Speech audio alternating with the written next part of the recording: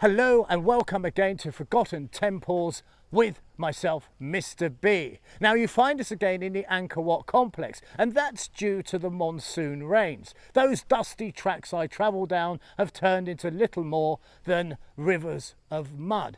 And it has afforded us a wonderful opportunity. Have a look at this.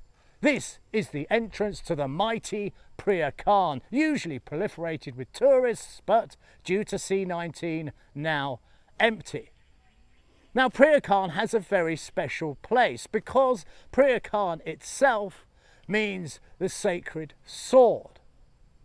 And a bit like having a crown, it is one of those add-ons that a king, a monarch has to show his authority. And whilst we're here, it's not just this entranceway, because the flank here, and if I ask the cameraman to look up, we can see a most splendid naga, the multi-headed serpents. And I have a little bit of a tale to tell you about serpents, because I was just filming at another temple where there was a golden area, where there was a particularly special naga. And as I drove away and I was going through the lovely leafy lanes, a snake appeared on my bike, on the handlebars. As I looked down and there is a snake weaving its way through it to my handlebars. I mean, which is absolutely fantastic, isn't it? Because, I mean, I've been chased by dogs, I've been knee deep in leeches, I've been surrounded by rats, but a snake on the bike, I think that's in at number one.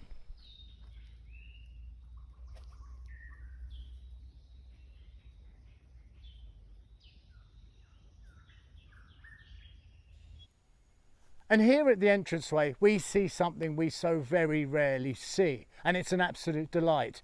Statues, yes, they're missing their heads, but we've got the majority, haven't we? And what we have at this temple, which is built to hold that sacred sword, is these mighty warriors. And look at this, with this enormous sword. And there's something else I wish to point out here, and that is these belts that they're wearing. Now you've got to bear in mind, we're in an extremely hot country. And I've been told that these belts would be used a bit like the epaulets in our Western armies, our modern armies, because depending on what this belt was made of and how it was designed, be it silver, gold, whatever, would display your rank in the army. Because of course you're not going to be walking around with a shirt on. So that is very interesting. And here we enter in, and the experience, for that is what it is quite remarkable. I mean, have a look at these doorways. And it may not show on the screen too clearly, but what is happening here is each doorway you go through is getting smaller and smaller and smaller. It really is a beautiful place. And you're thinking, well, why would they make the door smaller and smaller and smaller? Well, there is a very solid reason, and that is it's forcing you to bow, because in here once was a statue to the king's father. So by making these doorways consecutively smaller, it is forcing you into a more humble pose, that of bowing. And if you want a temple that has, well, all that ancient flavour to it, well, you can't beat this one, because just walking through these doorways is almost a religious experience. And I'm now ducking down more and more and more. It is an absolutely wonderful place. And as we close into the very centre of the temple, we meet yet more religion. Here is a linga. Yes, a Shiva linga. Well, we've mentioned these quite a few times, so we're going to move on because there's something very special here. And that is a stupa.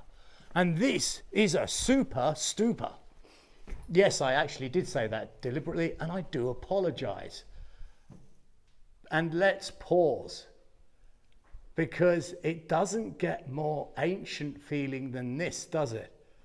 It's absolutely fantastic. Now, what these stupas are for is for placing the ashes of those that have passed. But it was at this very spot, if you recall me mentioning the king's father's statue, well, it was here where it used to be. And this is why you may be picking up some echo, because it's quite a grand room. But that statue was taken, and in its place is this wonder. Right, and we're closing in on that sacred place that actually held the king's sword. And look, here's another one of those guardians, and he himself has a sword, which is an indicator, isn't it? You know, of what is happening here. Here is a very large room, but we need to swing a left. This is a very big temple, you see. And over there is our target. This is our Holy of Holies. And the whole reason this temple was built. And that is just wildly interesting to me. Now, I've come here before, and I always wondered about this building. And it is so refreshing to have somebody actually inform me for its reason, because it reminds me very much of ancient Greek or something that belongs in a Roman city. Now, have a look at this. It is absolutely unique compared to anything else I've seen.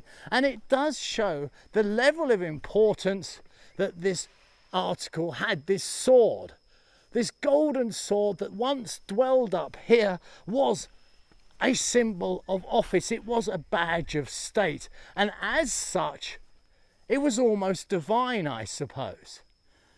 But the one question to me is, where did it go? It would be such a remarkable thing to see.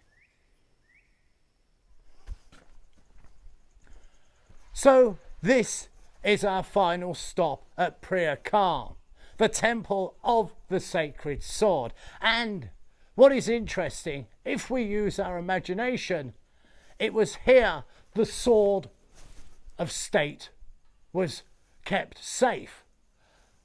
And the way they got to it when it was needed for ceremony was you'd wheel in a staircase, up you would climb, and with much reverence you would bring it down. And I'm assured that only the highest of priests would be allowed to touch such a symbol.